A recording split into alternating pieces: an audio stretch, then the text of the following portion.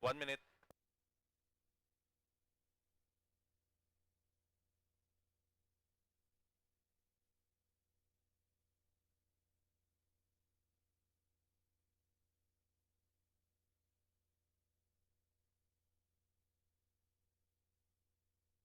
Thirty, standby tayo.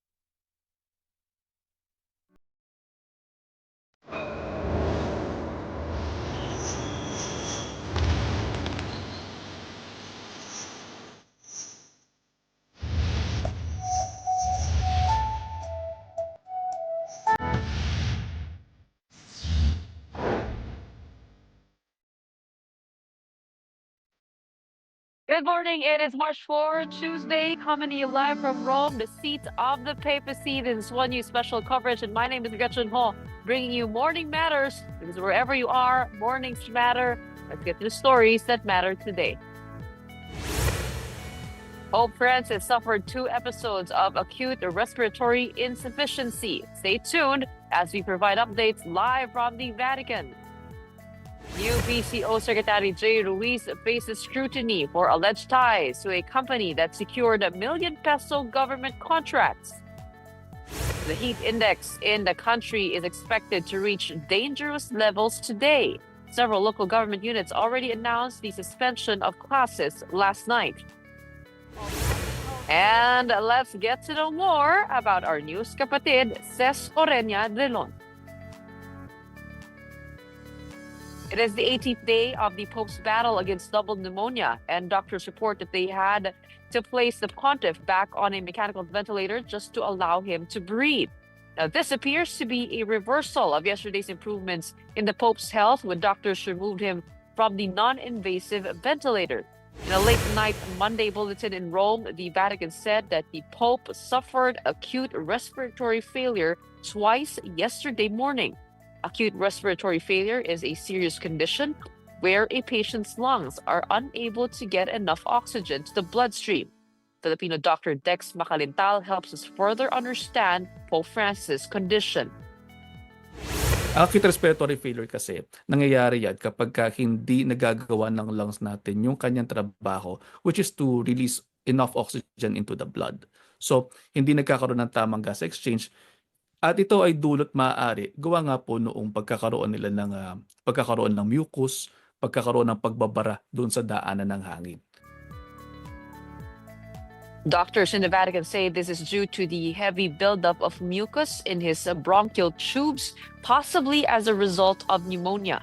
The cause of the 2 attacks today was the reaction of the bronchi in an effort to eliminate the bacteria. Doctors have had to conduct a bronchoscopy on the pontiff twice. Now, this procedure involves inserting a lit tube with a camera inside the Pope's air passageway to inspect his lungs. Doctors then had to remove what they called large secretions from the pontiff's lungs. Hirap to kasi isipin mo, magpapasok ka pa rin ng tubo para matanggal yung mga aspirates. Kasi kapag hindi tinanggal yun, pwede siya na bumara. Yun nga yung nagkukos ng bronchospasm, yun yung nagkukos ng acute respiratory failure. So kung hindi matatanggal yun, problema siya.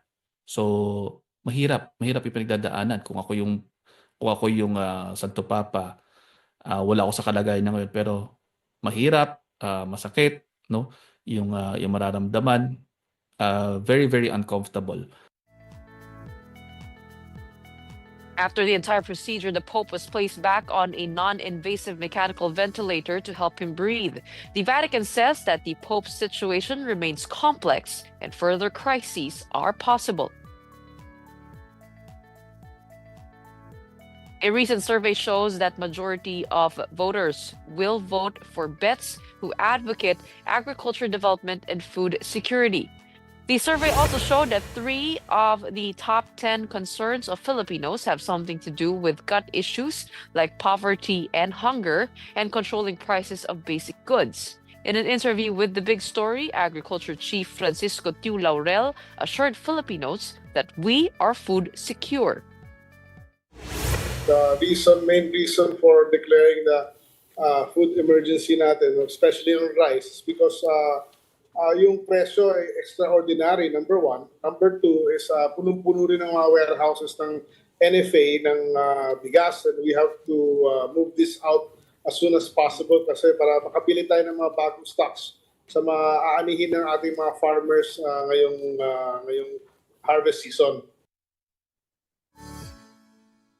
Meanwhile, the Supreme Court confirmed that former OVP spokesperson Michael Poa has joined Vice President Sara Duterte's legal team in her petition against her impeachment.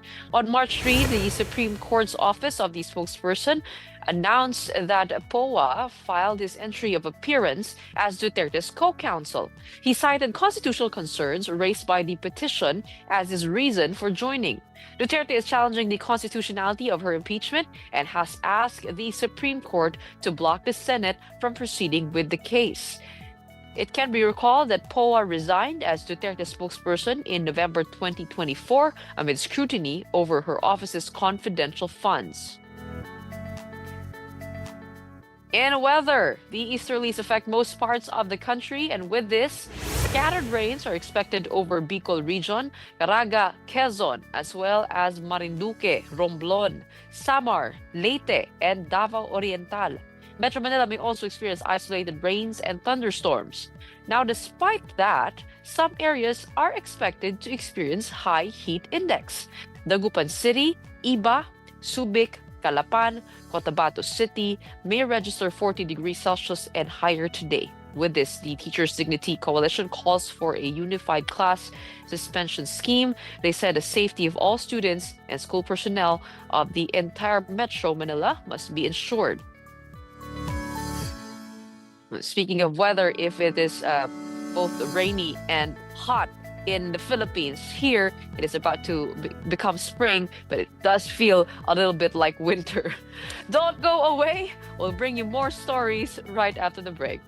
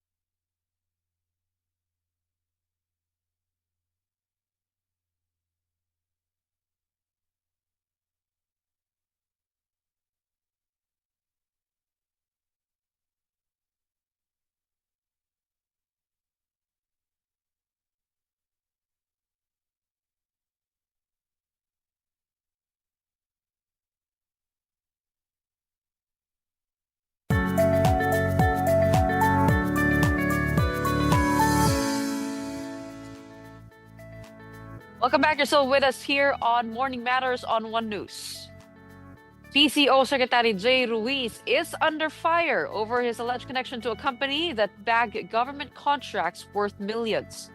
The palace insists he is taking steps to clear the issue. Here's the report. Just days after being appointed as the new Secretary of the Presidential Communications Office, Jay Ruiz is already facing controversy. The latest issue involves his media company securing multi-million peso contracts with the government, which is allegedly a conflict of interest with his current position. However, the palace said the official is already working on the necessary documents to formally withdraw from his business. Ang batas naman po natin ay allowed po mag-divest ng shares or interest sa anumang kumpanya na pag-aari niya within 60 days from the time na siya ay nag-assume ng position. Pagkakaalam ko ay in the process na po kasi piniprepare niya po yung kanyang mga papers regarding that. Palace Press Officer Claire Castro also emphasized that Ruiz secured his government projects before assuming office. Wala naman po tayo nakikitang mali doon dahil kailangan din naman po niyang kumita. So ngayon po na kami po ay na-appoint, kailangan po talaga mag-divest kung ang interest po ay may conflict. So kailangan po talaga mag-divest. In a chance interview with the Malacanang Press Corps after PCO's flag-raising ceremony on Monday, Ruiz addressed the spread of intrigue, saying they only cause unnecessary distractions. Nasa hilik na makatulog. It will take space and time. Iisipin mo pa. Minsan kasi, gumagawa ng kung ano-anong kwento na wala namang katotohanan. This is reportedly one of the reasons why Executive Secretary Lucas Bersamin ordered PCO presidential appointees to submit their courtesy resignations. Walang personalan. Kinakailangan natin gawin dahil kailangan nga ng pagbabago na hindi dapat kasi nangyayari kasi unang-una maraming leakages, maraming intriga. Dapat confidential lahat ng orders, lahat ng papeles dito, we treat it as confidential. Ruiz assured that all PCO officials will undergo evaluation.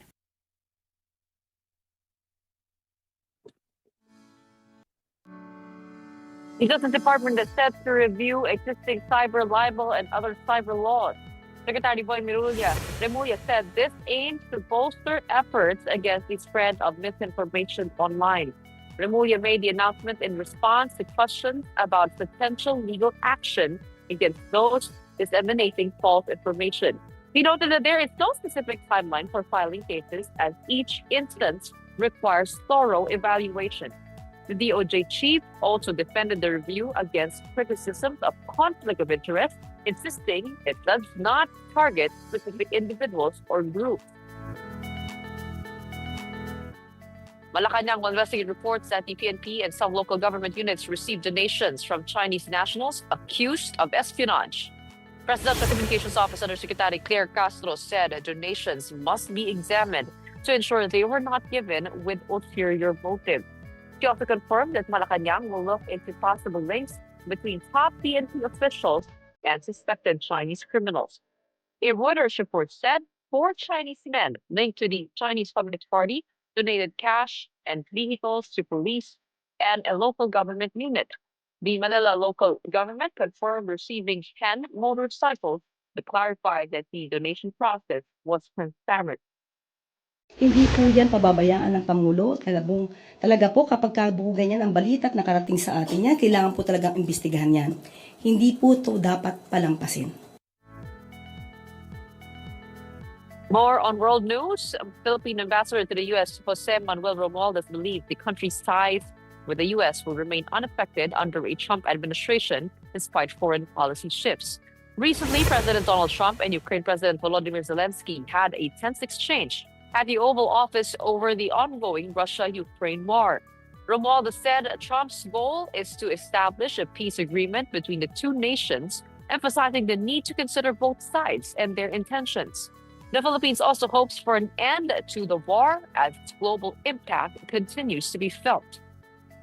I don't think so. I think what's important for us, again, is that what happened really recently, as I said, in the Oval Office, is really, I think President Trump really wants to have a peace agreement between Russia and Ukraine.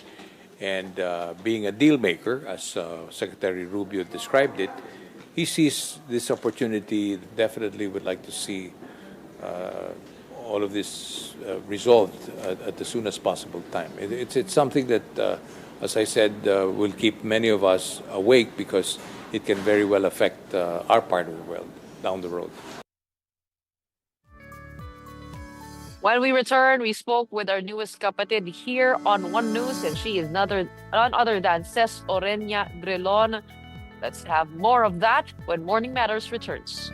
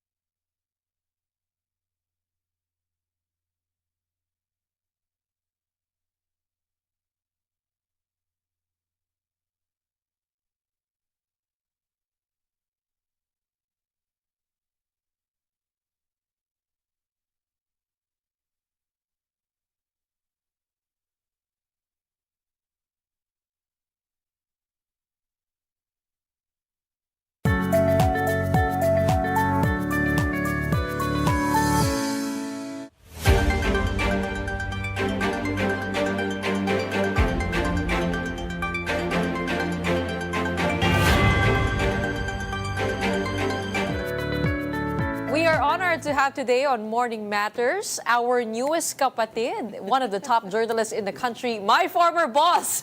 She is now with us, and I'm honored to have her replace me on the big story. But today, she'll be in Morning Matters first. We have Ces Oreña-Drilon. Welcome to the Kapatid Network. And you were the first one to welcome me. I know.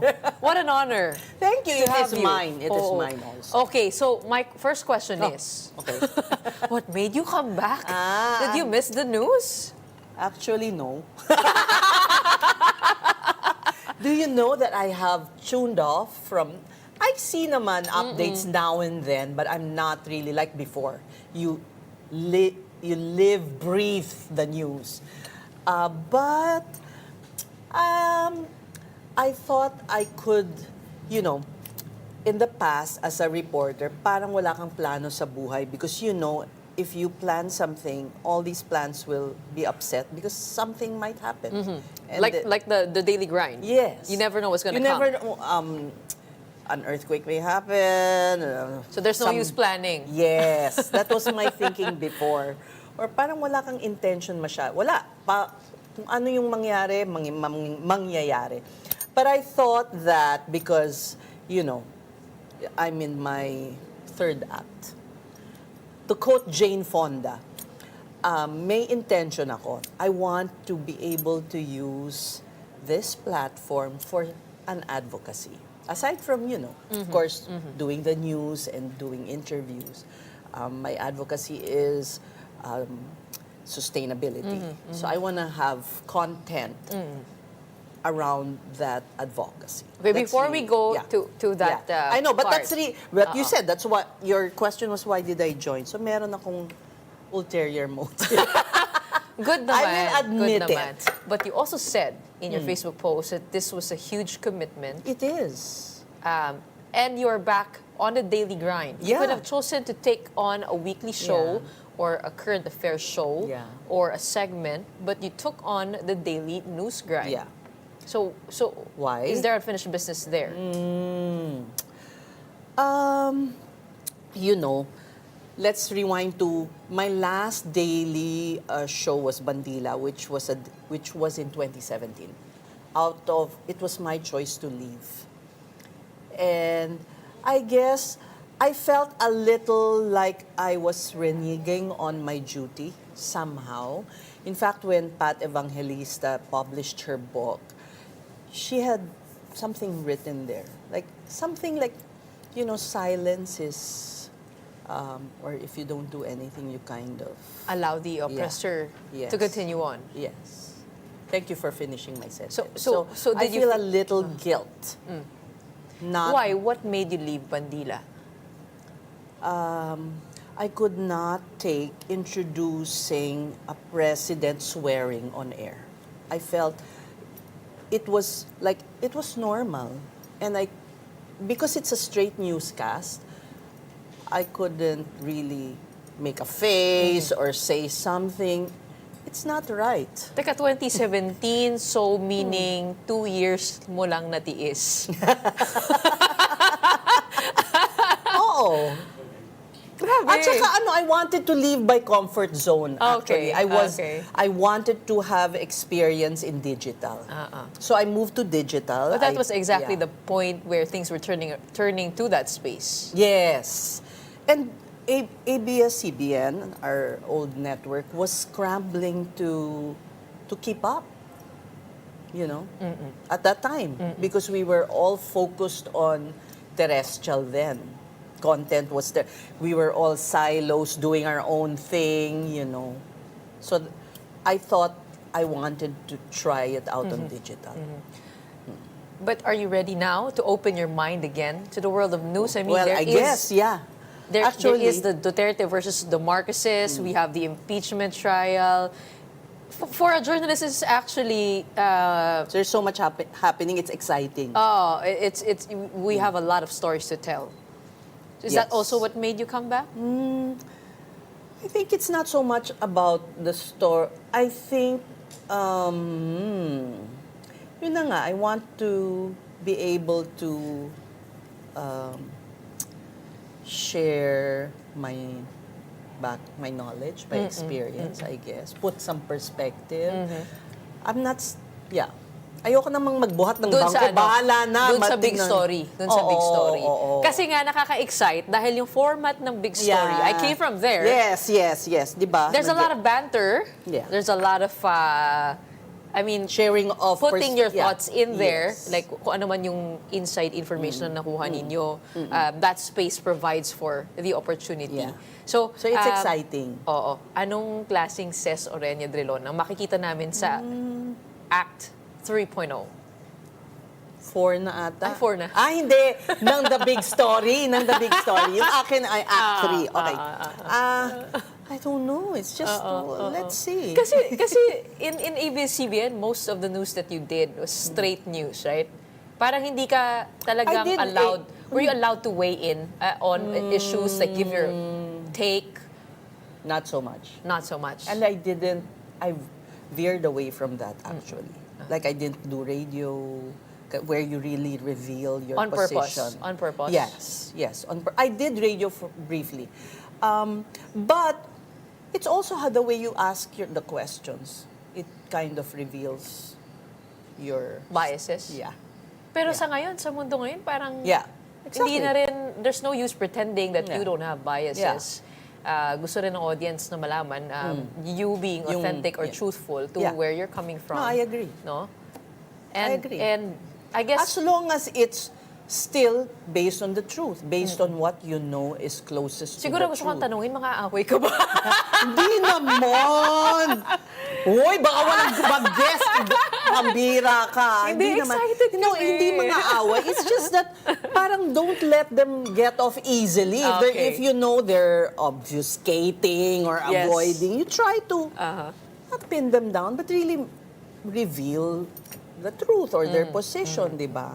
Yun lang naman. Hindi naman mga away. Parang ano lang. Well, still on journalism, another thing I wanted to ask is how far are you willing to take this third act?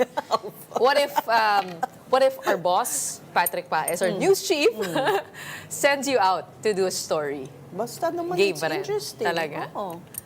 So we might see you again. Talaga on field. ba? Kung may budget.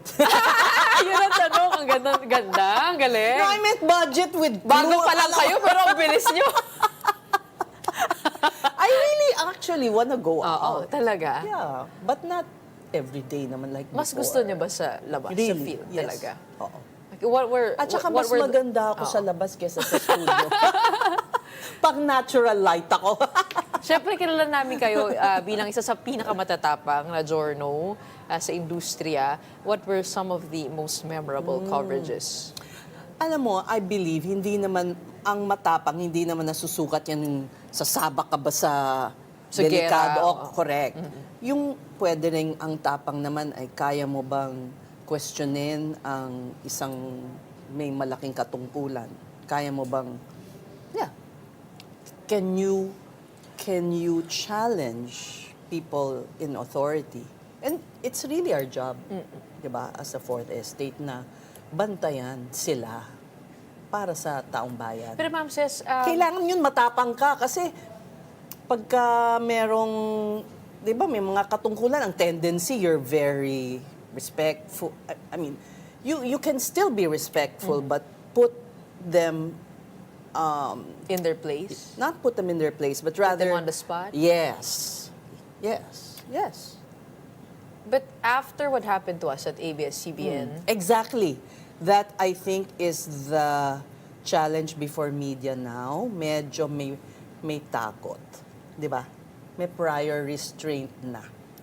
kasi alam mo na Delikado. maaaring mangyari ito. Oo. But there are also so many other mediums now that journals can come out with true their naman. stories. Yeah, Like, true. for example, Christian Esguerra Yeah. is on YouTube, very, Yeah. very active. Kayo Yeah. rin, nasa TikTok kayo at one point, but it was Yeah. mostly business, I think, that you were doing. No, I wasn't doing much. Ang hirap eh. Ang hirap. Ang dami na ngayon, ano? dami na. What do you think of Philippine journalism now? I mean, is it tamer? Yeah. Or is it a little bit more creative? Maybe tamer. Talaga?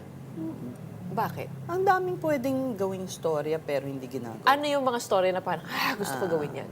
Sayang, walang gumawa. Recently, kunyari, nakita ko, di ba nagde-deport ng maraming Chinese na involved sa Pogo? Ba't wala pang, meron na ba? Nag-try? Na, Sumakay sa aeroplano, tignan, ano bang... itsura ng mga dinideport? Ano yung kwento nila? Baka kasi hindi marunong mag-Chinese. Kahit, hindi naman. It's just, I don't know, kumuha ka ng Hindi, interpreter, tama, di ba? tama yun. Or parang Oo, yung... ano. You have a point there. A lot of this Pogo business and would have been interesting to follow. A lot of the stories there. And although, yeah, it's difficult, but, you know. But kaya. If These you are were really actually, persistent, di ba? Even after everything you've gone And- through, I mean, you've been tough and courageous with your stories, but there have been several that has also gotten you in a bit of trouble. Yeah, you run what- afoul of Oh. not just, well, Muslim extremists, but people in power who hold power. And after everything you've gone through, you still will recommend the young journals of today to go after those stories. Yeah, that's your job. If you want to really be Tama a naman. journalist, di ba? Oo. Parang ano But ba yung where mga do you draw the hindi- line? I mean, it Oh, can't yun be na nga. all about It hanging your can't be neck. naman, that's I think also the lesson learned from my experience in 2008. No story is worth dying for also. I mean, you don't put your life on the line. So, kailan niyo po sasabihin na, ay, hanggang dito lang ako? Eh, sinabi ko na yun eh. Di ba? I retired. That was you drawing the line there. I also, because I put my family through so much, and I wanted to also, I didn't want to put them through that again. Kasi I could have, gone back. I did go back to Sulu, but, I could have gone back more. But I also I didn't want them to undergo that experience again. So, Na not kaya knowing niyong, whether kaya niyong anong bumalik nangyari. doon? Kaya niyong Oo bumalik naman. talaga? Hindi kayo natatakot? I mean, like, hindi ba nagsasurface Eh ulit ngayon, yung mga feelings of... it's quite peaceful from Yes. what you've gone there. I've gone there. Yeah. Malayo-malayo na. Oo. Basilan din. Oo. And I went with Ed Lingao. And, I mean, like... It's such a pity we put, kasi it's a beautiful place. Diba? It's a beautiful part of our country. if I invited you to Sulu, would you come Oh with yeah, me? let's go. Magpasama tayo kay Jam Alindogan because she has Sinagtala. She has she's doing a lot for women there. Yeah. So, Iba na ang mukha. oo, iba na. Kaya lang nga, syempre, parang baka lagyan ng kahulugan pag akong pumunta doon, di ba? Parang ano ba to, tempting fate or di ba? Nang aasar. But I really want to go just to say na hindi ako na-traumatized, I'm not angry at them, I really want to reach out also. Your captors, I believe, surrendered in 2022. Have you met them? No, they didn't No. surrender. They didn't surrender. No. Nahuli sila. Actually, there were a couple. There was one who was recently captured. Yeah. Not surrender. No one surrendered. Napatawad niya. And then,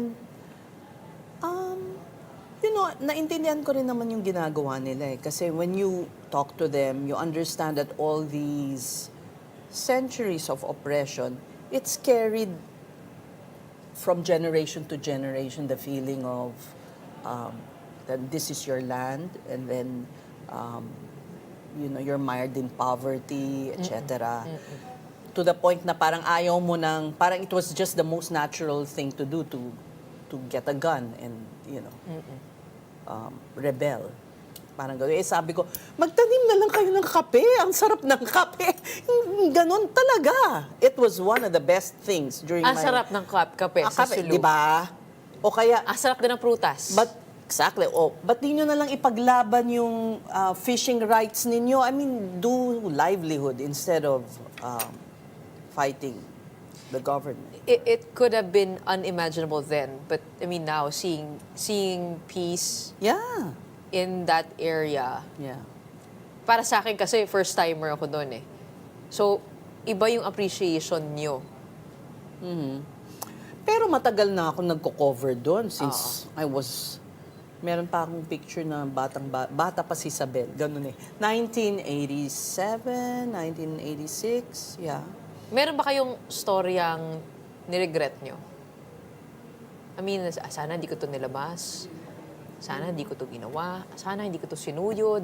Meron ba kayong storyang nasunog kayo? Yung mga ganyan. Ay, meron. Huwag nasabihin. Alam mo kasi ang ano ko, I guess sometimes it's not also good. I'm really very persistent. And there was supposed to be this person who would give information on someone who was wanted. But I was being used pala by intelligence to show na, oh, look at this journalist. She's after, parang ginamit ako na to prove to their bosses na they're on the tail of this person. But even, kasi antay ako kahit parang 24 oras ng nag-aantay, sinagaan ko. But yeah, in the end, nasunog ako. Yeah, you know, you learn from your mistakes. Di ka naman laging, tama. What do you hope to do in this ecosystem of the Kapatid Network? I mean, it's not just your advocacy for sustainability, but you've been colleagues with Sir Patrick, with Ed, I don't know with how Patrick Julius. convinced me. Because Ano yung mga memories niyo dati? Si Patrick. Sa kayo nagkasama? At, si Patrick ay ang aming news chief dito sa TV5. Si Patrick kasi, I really admire the way he writes and angles stories. Kilala ko na yan, wala pa siya sa TV. He was still a print reporter for the Manila Chronicle, which was the newspaper when, you know, I was starting as a journalist. So, lagi kong binabasa kung paano niya sinusulat yung same coverage. Nag-cover kami ng Senate. Yeah. So, minsan, magkaiba ng angulo. So, parang mas maganda yung kay Patrick. Kino-compare ko lagi how my peers would write our same coverage. So, I'll learn. So, hindi kayo nagkasama nung correspondence siya, tapos kayo ay nasa ABS-CBN noon? Pero hindi ako regular sa correspondence. I would do From time stories to time. from time to time. How about Ed? Na nakasama mo si Ed? Minsan din. Oo. Si Julius Babaw, Si syempre sa Julius, Bandila. oo naman. Parang reunion nga rin Kaya dito nga. And also, a lot of people behind the scenes, you know, di ba? Galing ABS. Why TV5? I mean, you have all the opportunities to enter any network, and I'm sure they'd be glad to receive you. One, it's 20 minutes away from my place. Praktikalan na tayo dito. Oo, talaga. Alam mo, malaking commitment ang daily. Ikaw, bata ka pa, my gosh. Hello. Senior na ako. Where were you when you were my age? Wait. I'm 34. You announced your age. It's fine. You know, I started anchoring when I was 30. It was like a big break for me because I was a reporter pa lang. I became business news anchor of The World Tonight with Angelo Castro and Lauren Legarda. Diane was the sports anchor. And then I had a show called Usapang Business. So yun, maybe when I was 34. Ikaw maagang mga break sa'yo. Dati, you got, I won't say easy, but I think you were groomed by our old network. No, I'm very fortunate. Yeah. Including to have you as a former boss. Yeah.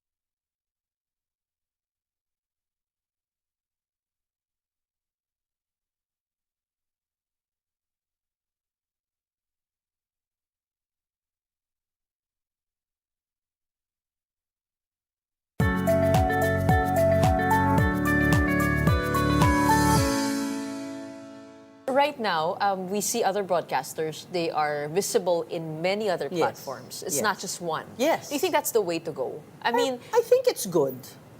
ganun na ba? Parang, should you keep yourself in one network? What is your perspective on that? On the way things have changed? On how you get your stories across, your It's message good for you as a across? talent, Oo. right? So, it's good. You can spread your wings. Yeah. Here and there. Yeah. Where were you after ABS-CBN shut down? That exact time. Well, and then No, I the mean after, pandemic. what did you what do? did I do? I discovered so many things about myself. I guess I had the time, so I was able to garden. I have a little farm, and then I'm a formulator. I'm actually taking an online course now to be for natural skincare. Oh! Yeah. Because I want to have more cred.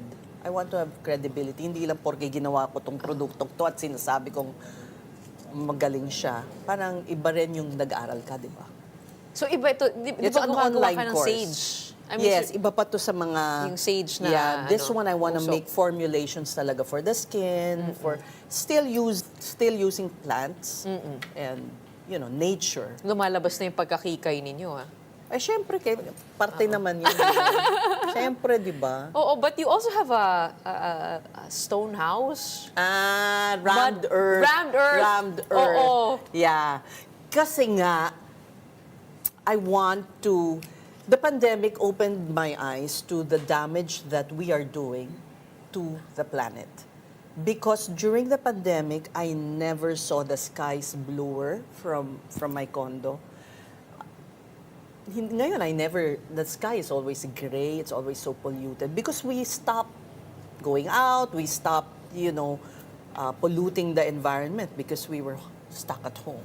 So, I thought I would like to reduce my carbon footprint. Wala pa akong EV, wala pa akong electric vehicle, pero eventually yun ang gusto ko. But also powered by maybe solar. Anyways, yung rammed earth kasi, you only use 10% cement. The rest is soil and sand as a mixture. Paano kung binagyo? Ang tigas niya. Talaga? Oh, I mean, it's like so. Has it been tested? It's parts of the Great Wall of China. Talaga? Yes. Which is when was that built? Centuries. Ganon, yun ang composition ng Great Wall of China. Yes. Some parts.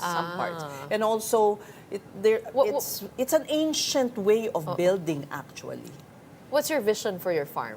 I asked that because I Yeah, also know. have my own. I know. And I'm like, you have to visualize where you want this to Yes. go or else gagastos ka dito, gagastos ka dyan. Oo. Walang pinuntahan. Oo. So what is your vision for It your has changed plot many plan? times. Pag nag-pivot ako ng pivot, dati gusto ko maging producer ng herbs. Titinda ako sa mga restaurants. But I think that's hard. You need a lot of land. And also, To keep it going. Yeah. Oo, Yeah, dapat yeah. may crop rotation. At saka, kailangan may value added. Tigabigay lang ba ako tigabenta lang ba ako ng raw material? So that's why I want to build a garden of herbs and other plants that I can use in my formulas, in my, what I'll make. Eventually, I'll have to buy, of course, but at least I have a garden, parang it's a wellness and cosmetic garden. Na ilalagay mo dun sa sa skincare Yes, products mo. oo. Correct. Are you hoping to invite the public into your private space to be able to Pag experience a maganda little bit na, of that pwede wellness? naman. Pag maganda. Kasi si Chari Villa, na ating kaibigan gagawin din, gagawin meron na siyang niya. pa-retreat center Oo doon. Oo. Yeah. Sa inyo, Maybe, we'll see. Patapusin muna natin yung bahay. Ang tagal eh. Oo. Kasi nga, Mahal. Hindi. At saka it's very experimental. For instance, I'm using engineered bamboo for my beams, for the ceiling, and for the posts, instead of steel. So, it took a bit of time to make because yung beams ko sa bahay are curved. Can you imagine making that curved bamboo? Oo nga. Oo. So you have to test it first and its durability? No. It No. already You're has been confident already? computed naman by a structural engineer. It took some time for rhizome, which is producing that bamboo, to make. I think your house... Parang they compress it kasi. It's like, you know... Mahal ba yan? Yung Siguro kasi kinukwento bago mo. pa lang. Pero kasi parang mahal maging sustainable. Yeah. Sa umpisa. Kasi syempre hindi pa... Oo. Parang solar power lang. Oh, Kailangan mo di ba gumastos ngayon ng naging mura malaki-laki. na. Pero it became Pero cheaper. mahal pa rin yung battery. Oo, pero it's going down. The price is going down. If you're, I guess, if you're pioneering or medyo mahal pa sa umpisa. Sa umpisa. It's like, you know, the structures of the Cebu Airport and the Clark Airport, yung wood na ginagamit nila. You've seen that, Yes. diba? Yung mga beams. They Ganon are din. doing that with bamboo now. Which is lighter. I think 3 times lighter than steel, but twice stronger. Imagine. It's a very sustainable material to build with. So parang yun ang gusto kong, I guess you'd reach that part of your, matagal ka pa. And your life, na gusto mo nang ambag ka sa lipunan. Parang yun ang gusto kong gawin. Well, you are a storyteller. And you've done newscasts in the mainstream channel. How would you convince Filipinos of sustainability? I mean, paano mo maikakwento ang konseptong sustainability sa masang Pilipino? Kasi ang sustainability very abstract at saka Oo. parang, Oo, nakakain mahal. ba yan? Mga ganun. Oo, parang, anong dulot niyan sa buhay ko? Naisip nyo ba yun? Kung paano nyo hindi, makikita mo na. breakdown? I think, naman yan, may mga cities and municipalities that already are banning plastic, di ba? Di ba, when you go to the supermarket, gusto nila naka-eco bag ka or ilalagay mo sa kahon. So, I think that already is a start. People, may awareness na. But if each of us does something in our daily life that will reduce the harm we are doing to the planet, and collectively, we can make an impact. I think. Hindi nyo po naisip na tumakbo for government? I mean, like all the other things. Because I get that question a lot. But I'm sure you've gotten it a lot too. I actually was tempted. Talaga? Tempted to the temptation siguro was, the most I did was I approached, well, my name was included in a survey. And parang meron naman chance. But I think my role is here. And also doing my sustainability advocacy outside government. Can you take us through that process of discernment why? that led you to say that my role is here? At teka, anong yun? Tsaka Yung parang survey na yun, senatorial ba yun? Oo. Senatorial yun. Parang bagay naman, Senator Ces Drilon. Senator Drilon. Ay, Drilon, meron na palang iba. Parang oo nga. Hindi, kaya nga eh. Di ba nag-retire na si Frank? Anyway, nasa na? Bakit hindi? Bakit hindi? Bakit hindi? Kasi gusto kong mas tahimik na buhay. Parang ang gulo eh. Di ba?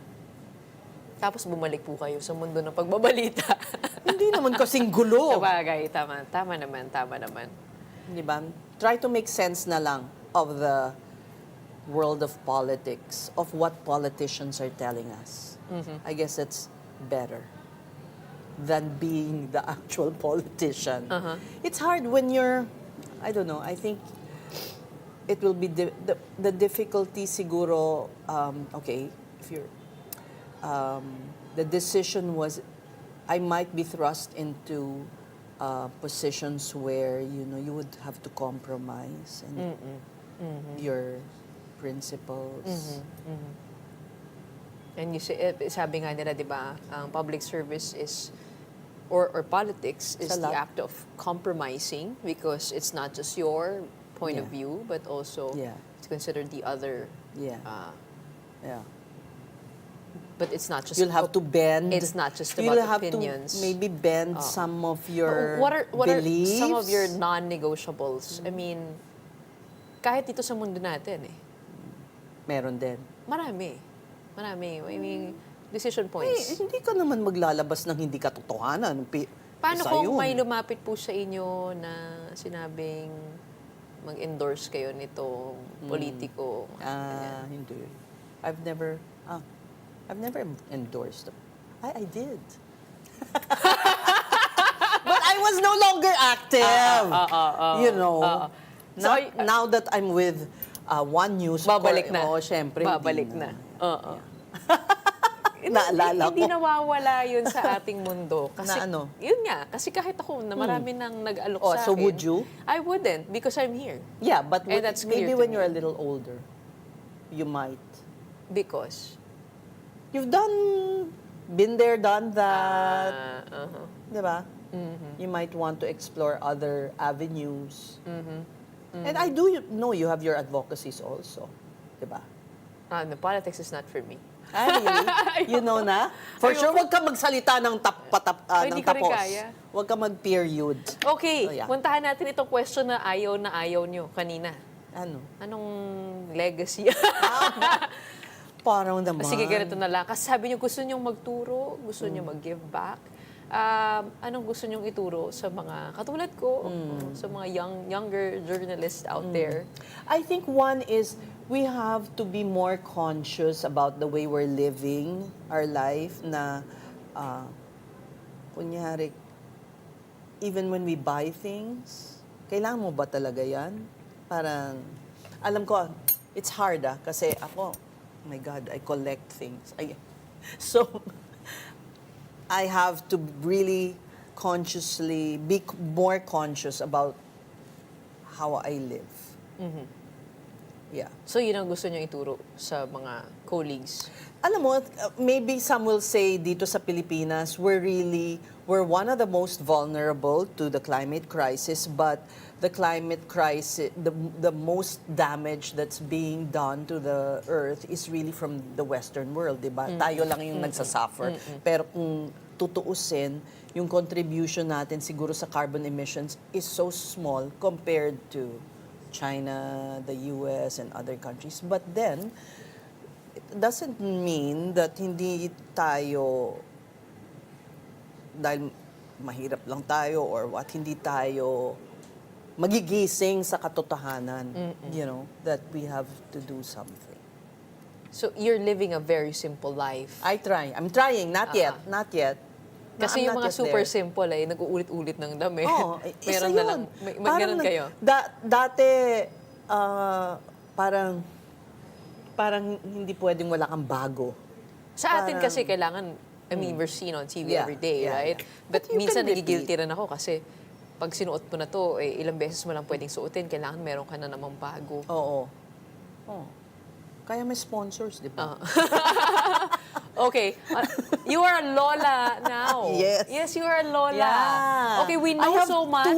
I have two. We know so much about you, the warrior journalist, but this side of you, what have you come to discover about being a Lola, being a mom? I guess you have the opportunity to make up for sense of omission nung mami ako kasi ang dami kong sinacrifice for my kids. So now's an opportunity to make up. And I'm so blessed because dalawang babae. I've always longed for girls. I have 4 boys, although my youngest is a they. Yeah. What do you mean by that? Well, non-binary. Oh, yeah. Okay. Yeah. Okay. Yeah. And now you have time with your apos. Well, one kasi doesn't live here, so hindi ko pa siya nami-meet. Hindi pa. Yeah. Si Nora. Norang Ning. But I'm sure they're happy to have Sophia. Lola Ces with them. Just I like hope, how I we hope. are happy to have you again in the world of news. And that is it for today's episode of Morning Matters. My name is Gretchen Ho, reporting to you live from Rome. We are One News, all places, all sides, all the time.